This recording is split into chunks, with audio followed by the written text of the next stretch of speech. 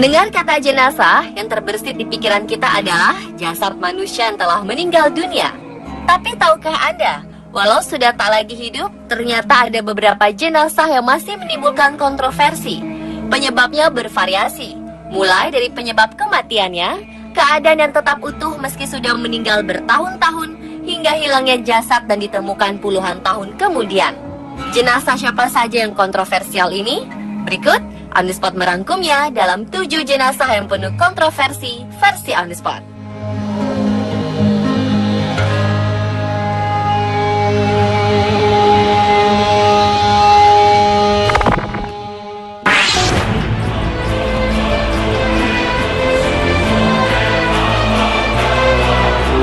Gunther von Hagens adalah salah satu ahli anatomi paling unik di dunia. Sosok yang dijuluki dokter kematian ini seringkali membuat karya seni yang terbuat dari jasad. Tak hanya jasad manusia, di tangannya bangkai binatang pun bisa jadi sebuah karya seni. Sejumlah karya terbaru yang terbuat dari jasad manusia dipamerkan dalam pameran Body Worlds di Roma, Italia 2011 lalu. Termasuk jasad seorang ibu yang sedang mengandung yang sudah diplastinasi atau diplastikan. Jasad-jasad yang dipamerkan ini sudah mendapat izin dari pihak keluarga, sehingga Gunther telah mengantongi izin resmi atas jasad-jasad ini. Sementara koleksi bangkai binatang terbaru Gunther dipamerkan di Museum Senckenberg, Frankfurt, Jerman, dalam sebuah pameran bertajuk Körperwelten der Tiere atau Dunia Binatang. Pameran-pameran lain telah diselenggarakan Gunther di sejumlah negara besar di dunia. Tentu saja pameran jenazah ini mengundang kontroversi dari berbagai pihak.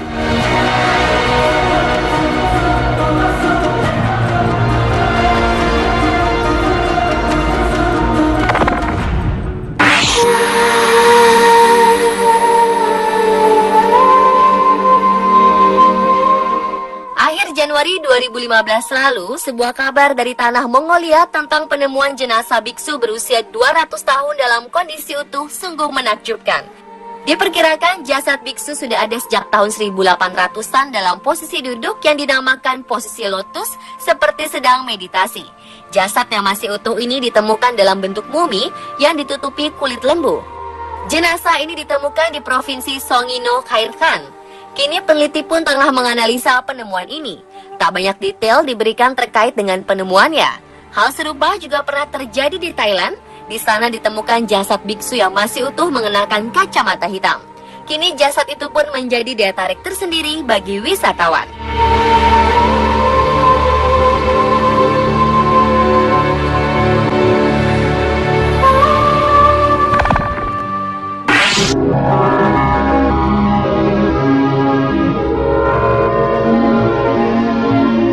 Benarkah jasad di Tanah Toraja bisa berjalan sendiri? Hal ini mungkin masih menjadi pertanyaan besar. Berdasarkan cerita turun-temurun, diceritakan sejak peperangan yang terjadi antara Toraja Barat dan Toraja Timur ratusan tahun lalu telah meninggalkan sebuah cerita yang hingga kini masih dipercaya oleh sebagian orang Toraja.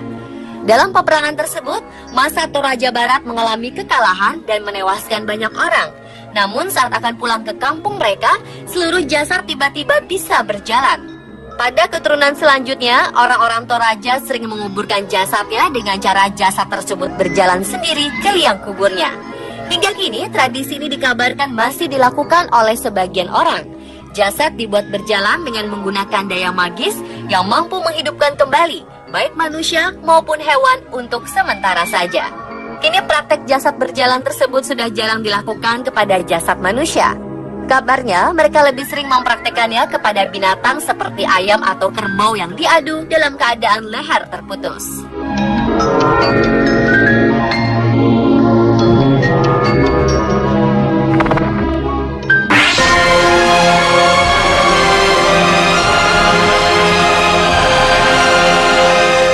Santa Bernadette Soubirous lahir di Lourdes, Prancis.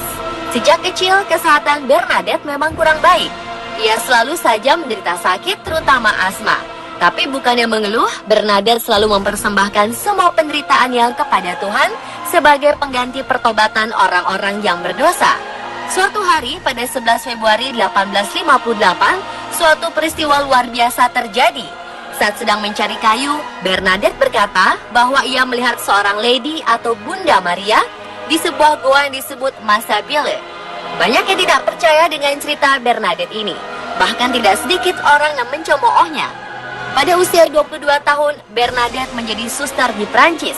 Ia wafat pada 6 April 1879 dalam usia 35 tahun karena penyakit tuberkulosis. Setelah kematiannya, tubuh Bernadette tetap utuh, meski ia telah meninggal lebih dari seabad.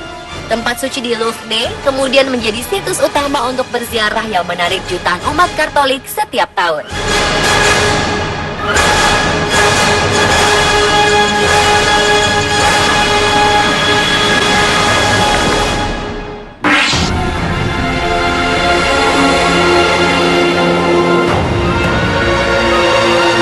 Jasad seorang pimpinan agama Buddha Siberia Rusia diketahui tidak rusak setelah meninggal pada 1927.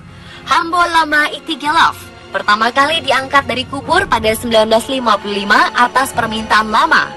Pada pengangkatan ketiga pada 2002, mereka menemukan fakta mengejutkan di mana jenazah Itigelov tidak menunjukkan tanda-tanda pembusukan, masih sama seperti semula.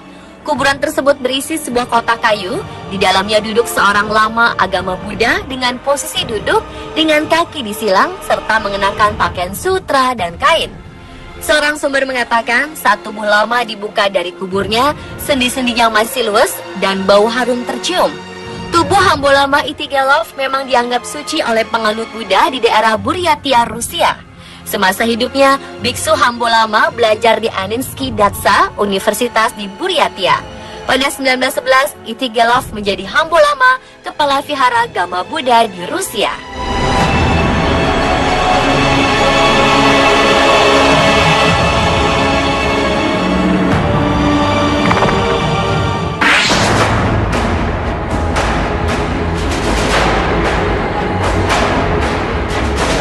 Pada 1329 silam, bangsawan Italia Can Grande della Scala tiba-tiba jatuh sakit. Tubuhnya yang lemah tak lagi kuat menahan derita fisik. Ia kemudian meninggal dunia pada usia 38 tahun. Beberapa hari sebelum menghembuskan nafasnya, penguasa Verona ini baru memegang kendali atas kota Treviso. Namun desas-desus berhembus seputar kematiannya jika sang penguasa tewas diracun.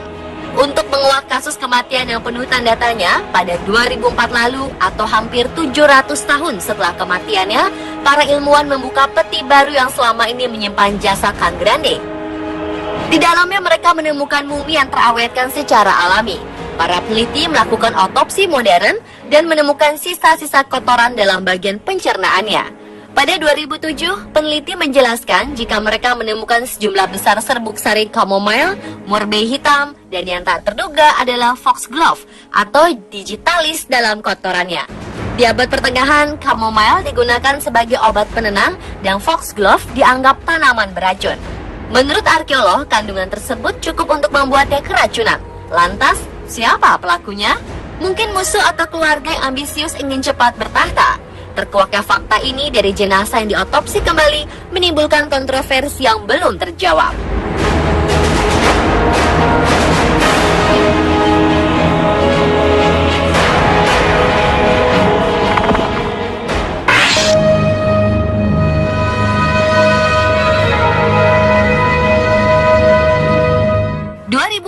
Lalu, jenazah seorang pendaki ditemukan di Gunung Mont Blanc, Alpen. Jenazah yang diketahui bernama Patrice Haifert, seorang pendaki muda yang sedang belajar sebagai pemandu pendaki ini, dinyatakan hilang sejak 1 Maret 1982. Ketika itu, ia baru berusia 23 tahun. Ia diketahui mendaki gunung seorang diri, namun cuaca buruk menghadangnya. Dan setelah itu, ia dinyatakan tak pernah ditemukan. Hingga pada Juli 2014, 2 pendaki menemukan jenazah Haifert. Tubuhnya ditemukan masih dalam keadaan baik karena terawetkan secara alami oleh suhu rendah di gunung tersebut. Polisi setempat mengatakan jika kartu identitas Haifert masih tersimpan di dalam dompet. Sang ayah yang juga seorang pendaki sangat terkejut dengan penemuan ini. Ia lebih memilih Haifert untuk dimakamkan dan didiamkan di gunung daripada harus tersimpan di dalam peti mati. Pemirsa, itulah 7 jenazah yang penuh kontroversi versi On The Spot.